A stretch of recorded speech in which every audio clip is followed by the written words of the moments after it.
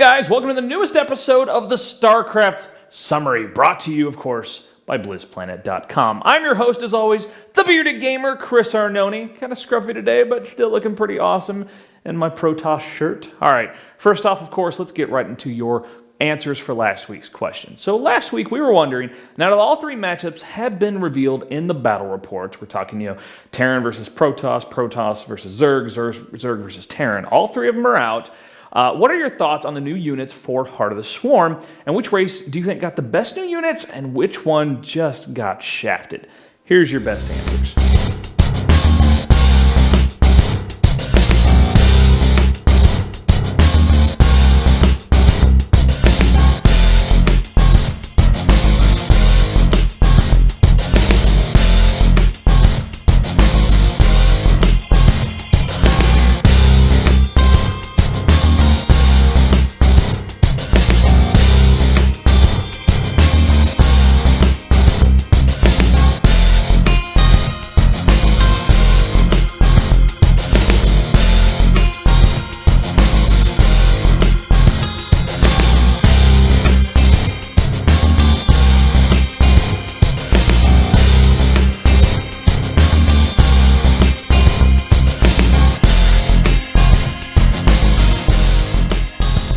So thanks, as always, for your awesome answers. We love your feedback. We love your comments. And remember, Blizzard reads this stuff, all right? They like us. So having cool and informative and well-thought-out comments is really good, and it can actually help the game get better.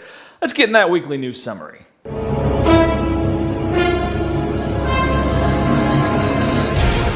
want a piece of me, boy? So first up, of course, we're going to talk Heart of the Swarm beta. It is coming soon-ish. That's what we're being told, at least. Now, this is, of course, because Eldorian knows how much I love announcements of announcements.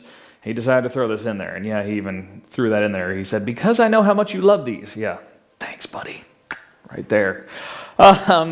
Blizzard has announced that the Heart of the Swarm beta is coming very soon, okay? Now, chances are the beta will already be out by the time you actually watch this video. It just happens that way sometimes. There's always a delay between when we film and when that stuff comes out, and without a hard release date, it might already be there. But the first wave is going to be hitting just a select group of players that helped in testing patch 1.5. It's going to be some pro gamers and also some press.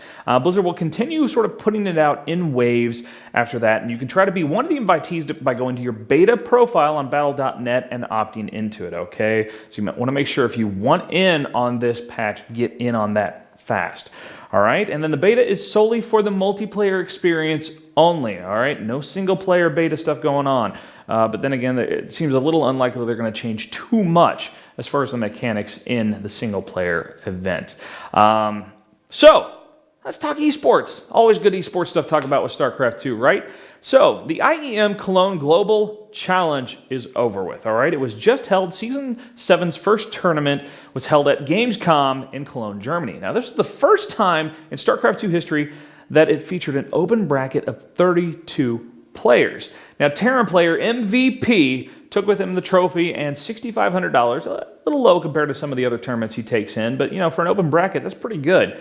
And he beat Zerg player Nerchio, hope I'm pronouncing that right, 3-1 in the grand finals. Now, for third and fourth couple Zerg players, Violet and Vortex brought those in. Now, let's talk WCS, South Korea WCS. And it's still finishing up this coming weekend, okay? Now, as of this recording, we're down to the last 10 players. Now, that includes players such as Parting, Seed, Creator, and Squirtle in the final four of the winner's bracket. And all four of those are guaranteed spots in the Asian finals. Now, 4 of the 6 Kespa players that entered into this, including huge fan favorite Jaedong, have made it into the final 16. So it just shows that the Kespa players, these are some awesome players, and they're catching up very quickly. They are in the thick of things already. It's kind of scary to imagine what's going to happen in a few months once they all really get going. More esports. Hey, we get tons of it, right? MLG Summer Championships and the North American WCS Finals this weekend, okay? It's going to be this weekend in Raleigh, North Carolina. Both events are taking place simultaneously at the same spot. Now, this championship is going to show a bit of a change in format for MLG. It's broken up into 3 stages, okay? First stage, open bracket with double elimination. Second stage, 32 players will go into group play, okay? So it'll be 4 groups of 8 players. Each is going to have a double elimination tournament for that stage. Then the final stage is a championship bracket. So it's broken up into 2 separate brackets, each progressing until 1 player's left. And then the finals will be a best of 7 between 2 players. So it's a bit different, maybe a little more structured. It'll be a little easier for people to deal with than the whole winners bracket, losers bracket thing that they've done for a long time. So I'll have to see how it goes and see if you guys like it better or not. And the WCS finals will take place Saturday evening, while the MLG finals will take place on Sunday. Pretty standard for how they've done that before. So we'll finish up with a question, as we always do. With MLG approaching this weekend, we want to know who you're rooting for. You got a favorite player?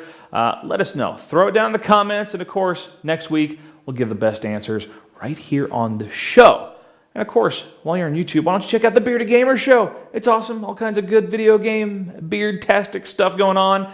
And head over to BlizzPlanet.com. All the news, reviews, great community, everything you need to know about Blizzard Entertainment games. See you guys next time.